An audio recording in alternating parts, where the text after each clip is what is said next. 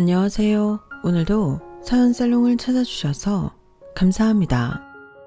저희 엄마는 한 남자와 2번이나 결혼을 하셨어요. 그게 무슨 소리냐고요? 저희 부모님은 제가 중학생 때 이혼을 하셨다가 제 결혼을 기점으로 다시 재결합을 하셨거든요. 다시 만나 살림을 합칠 때까지만 해도 엄마는 아빠가 이전과는 많이 달라졌다고 생각하셨지만 글쎄요. 사람이 어디 고쳤을 수 있는 물건이던가요? 이혼을 결심할 만큼 극복할 수 없는 문제가 있었다면 다시 만났을 때도 또다시 그 문제로 인해 이별을 결심하게 될 확률이 높다는 걸 엄마는 몰랐던 거죠.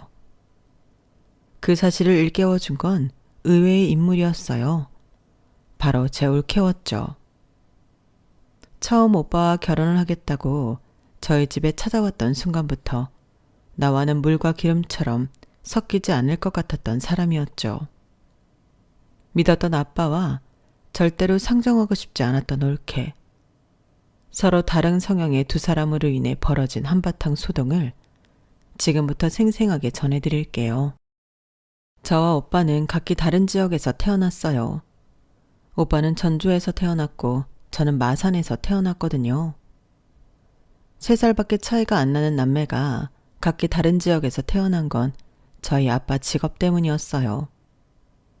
저희 아빠는 도로 건설 쪽 기술직에 종사하셨는데 건설 기간에 따라 근무지가 수시로 바뀌었거든요. 그래서 아빠 동료분들은 대개 근무지에 혼자 부임해서 몇 년간 지내시기도 했는데 저희 아빠는 꼭 가족을 데리고 근무지 이동을 하셨어요. 그 바람에 저랑 오빠는 중학생 때까지 전학을 반복하며 학창시절을 보내야 했어요. 그러다 보니 친구를 오래 사귀기도 힘들고 매번 학교에 적응하는 것도 큰일이었어요. 저희 남매도 남매였지만 저희 엄마는 더 많이 힘드셨을 거예요. 요즘은 다들 대문을 닫고 살지만 예전엔 옆집 숟가락 개수까지 알 정도로 다들 문을 열고 찾아다시피 했잖아요. 특히나 지방은 더더욱 그렇고요. 문을 열고 산다는 건 그만큼 이웃을 믿고 산다는 의미인데 믿음의 바탕은 오랜 시간을 함께 살아왔다는 것 아니겠어요? 그런데 그런 조건을 충족하지 못하는 우리 집은 어디를 가든 이웃이 아닌 뜬에게도 받아들여질 뿐이었어요. 그러니 잠깐 옆집에 아이들을 맡기는 것도 힘들고 현금이 똑 떨어졌을 때 급전을 빌리기도 힘들었어요. 거기다 마음을 터놓고 지낼 이웃이 없어서 동네 사람들의 텃세를 엄마 혼자 감당해야 하기도 했어요. 그래서 오빠가 고등학생이 되고 서울에 완전히 터를 잡게 됐을 때 누구보다도 엄마가 기뻐하셨어요. 서울에는 저희 외가도 있고 엄마 친구들도 다 살고 있기 때문에 그동안 타 지역에 살며 겪었던 이방인 취급을 더는 받지 않아도 됐거든요. 하지만 옛말에도 그런 말이 있잖아요. 10년이면 강산이 변한다고요. 엄마가 서울을 떠나온 시간 동안 서울은 너무도 변해버린 거예요. 저희 남매를 데리고 의기양양하게 외출에 나섰던 엄마는 바뀐 버스 노천에서 1차 멘붕이 왔고 엄마의 단골 식당이 사라진 걸 보고 2차 멘붕이 왔어요. 그러다 보니 엄마는 자신의 고향인 서울에서 지하철 노선도와 버스 노선도 그리고 길 가는 행인의 도움을 받아가며 여행자 모드로 다니게 되었어요. 뿐만 아니라 순간순간 그동안 살았던 지역을 그리워하는 웃지 못할 상황도 벌어지게 되었어요. 하지만 좋은 점도 있었어요. 여러분들도 그거 아시죠? 우리나라 엄마들의 인맥이 가장 빛을 발하는 순간이 언제인지를요. 첫 번째는 국산 참기름 살 때예요. 다들 알다시피 요즘에 국산 참깨가 어디 흔한가요? 죄다 중국산이나 인도산이죠. 그런데 인맥 좋은 엄마들은 어떻게 귀신같이 국산 참깨를 공수해서 기름집에 들고 가 국산 참기름을 짜오지 않습니까? 혹여 국산 참깨를 바꿔치기 할까봐 기름 짜는 내내 기계 앞에 딱 붙어서서 말이죠. 국산 참깨는 정말이지 돈이 엄청 많거나 인맥이 없으면 구경하기 힘들다니까요. 그리고 두 번째가 바로 고춧가루인 것 같아요. 매년 김장을 앞두고 엄마들이 고춧가루를 사잖아요. 대개는 평소 대먹던 농가에 연락해 전화 주문으로 고춧가루를 공수하는데 그 집 농가가 그의 고추 농사가 잘 안 됐다거나 그 집 주인이 몸이 아파서 고추 농사를 못 지었다 하는 상황이 발생하면 그땐 정말이지 진돗개 1호 발령이 난 것만큼 아주 난리가 난다니까요. 한 해 김치 맛을 좌우하는 중차대한 일이기 때문에 엄마들의 신경은 곤두설 수밖에 없고 갑작스런 비상 상황에 전화통을 붙잡고 일평생 인맥 모조리 탈탈 털어 고춧가루 공수작전에 돌입하게 되죠. 고춧가루 한번 잘못 사면 1년 내내 고춧가루가 들어간 음식을 먹을 때마다 가족들한테 고춧가루 때문에 음식 빛깔이 엉망이라고 타박을 받거나 고춧가루가 하나도 안 매워서 음식 맛이 안 난다는 핀잔을 들어야 하니 엄마로서는 무엇보다 중차대한 일이 아닐 수 없을 거예요. 그런 점에 있어서 저희 엄마는 위기 상황에 현지 지인 찬스를 톡톡히 쓸 수가 있었어요. 전국 팔도 안 살아본 도가 없을 정도로 결혼 기간 내내 남편 근무지를 따라 국토 순례에 가까운 생활을 강행한 덕에 언제들 품질 좋은 고춧가루를 공수할 수 있는 농가를 최소 10군데가량은 알고 계셨거든요. 그 덕에 엄마는 급하게 고춧가루가 필요한 서울 지인들한테 질 좋은 고춧가루를 공수해주고 점수를 딸 수 있었고 마찬가지로 고추 농사를 지은 농가에는 별도의 판촉 활동 없이 대량의 고춧가루를 제값받고 팔 수 있게 해줘서 감사 인사는 받았어요. 중간다리 역할을 하면서 따로 챙긴 건 없었어도 양쪽 모두한테 신임을 받으며 어깨에 힘 좀 줄 수 있어서 엄마로서는 꽤나 만족스러운 상황이 되었죠. 그렇게 서울 생활에 적응을 해나가던 우리 가족은 생각지도 못한 암초를 만나게 되었어요. 그동안 온 가족을 이끌고 전국을 돌며 일을 하시던 아빠가 그동안의 노하우를 살려 자기 사업을 하겠노라 선포하신 거예요.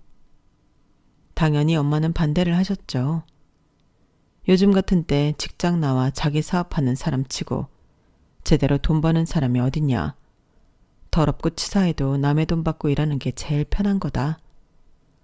어떻게든 고정 수입을 사수하려고 아빠를 어르고 달래고 강압적으로 만류를 하셨지만 이미 회사에 마음이 든 아빠는 좀처럼 엄마 말을 들으려 하지 않으셨어요. 당신은 사람이 왜 그래? 내가 이날이 때까지 겨울이고 여름이고 오로지 가족들 먹여 살린다고 공사판 먼지 마셔가며 살아온 거 당신이 누구보다 잘 알잖아. 그렇게 고생을 했으면 한 번쯤은 내가 원하는 일 하고 살게 옆에서 응원해 줄 수 있는 거 아니야? 어떻게 된 여자가 말이 떨어지기가 무섭게 남편을 못 잡아먹어서 안달이야? 아니, 누가 당신이 그동안 고생한 거 몰라 그래요? 하지만 어떻게 사람이 하고 싶은 거 다 해보고 사냐고요. 자식 위해, 부모 위해 내 꿈도 접을 줄 알아야 하는 게 가장 아니냐고요. 누군 뭐 하고 싶은 거 없어서 이러고 산 줄 아냐고요. 나도 당신 못지않게 하고 싶은 거 많았던 사람이에요. 당신만 가족 위해 희생하고 살았다고 착각하지 말라고요. 두 분은 이 문제로 몇 날 며칠을 말다툼을 하셨고 결국 승자는 아빠로 결정되었어요. 아빠가 그냥 무대뽀로 회사에 사표를 내버렸거든요. 그리고는 덜컥 회사를 차려버렸는데 일이 안 되려니 그랬는지 하필 그때 미국발 금융위기가 불어닥쳤고 건설 관련 자재를 수입하던 아빠는 엄청나게 오른 환율로 인해 1년도 채 버티지 못하고 회사를 정리하게 되었어요. 그 바람에 내 집 마련을 위해 저축해 두었던 돈도 다 날리고 은행 빚까지 생겨서 우리 집은 하루아침에 월세살이로 전락하고 말았어요.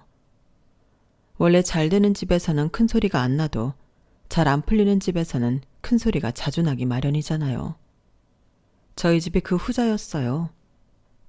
그러게 내 말을 왜 안 들어서 이 사단을 해요? 내가 회사 차리지 말랬죠. 다니던 회사나 잘 다닐 것이지 빚은 빚대로 지고 재취업도 안 되고 이제 어쩔 거예요. 애들은 하루가 다르게 커가는데 학원도 하나 못 보내고 어쩔 거냐고요. 내가 정말 못 살아. 아, 그만 좀 해. 남편 하는 일에 여자가 옆에서 그렇게 바가지를 긁어대니 될 일도 안 되는 거지. 이게 다 일 시작하기 전부터 당신이 입방정을 떨어서 그런 거라고. 그리고 입으로만 어쩔 거냐고 떠들지 말고 당신도 나가서 돈이나 벌라고. 중학생이면 애들도 다 컸는데 언제까지 애들 핑계대며 집에서 놀고 먹을 생각이야? 사람이 양심이 있어야지. 안 그래도 엄마는 생활비를 벌기 위해 동네 반찬 가게에 일자리를 잡아두었는데 아빠가 그 사실을 알 리 없었어요. 며칠 뒤 엄마는 일을 나가고 아빠는 아직 일자리를 잡지 못해 집에 있게 되었는데 생각보다 그 시간이 길어져서 결국엔 아빠 입으로 했던 말을 고스란히 엄마한테 돌려받게 되었어요. 그때까지만 해도 아빠가 금방 일자리를 얻을 수 있을 거라고 생각했는데 결국엔 그 후로 아빠는 재취업을 하지 못하셨어요. 엄마는 아빠가 남긴 빚을 갚아가며 생활비를 벌어야 했기 때문에 밤낮 없이 일을 해야만 했죠. 그런데 하루 종일 집에서 TV만 끼고 살던 아빠는 점점 더 손 하나 까딱 않고 모든 걸 엄마한테 떠넘기기에 바빴어요. 당신은 정신이 있는 여자야, 없는 여자야? 아니, 어제가 아버지 제사인 건 몰랐어? 맏며느리가 돼서는 시아버지 제사도 안 챙기고 말이야. 도대체 무슨 생각으로 세상을 사는 거냐고. 내가 아침에 경순이 전화 받고 얼마나 창피했는 줄 알아? 제발 정신 좀 차리라고. 정작 아빠는 어제 내내 소파에 누워 TV만 보고 있었으면서 일하느라 바빠서 시아버지 제사를 깜박한 엄마를 탓하셨어요. 놀면서 자기 아버지 제사도 잊고 있었던 자신의 잘못은 생각도 않고 말이죠. 저 같으면 한마디 하고 넘어갔을 텐데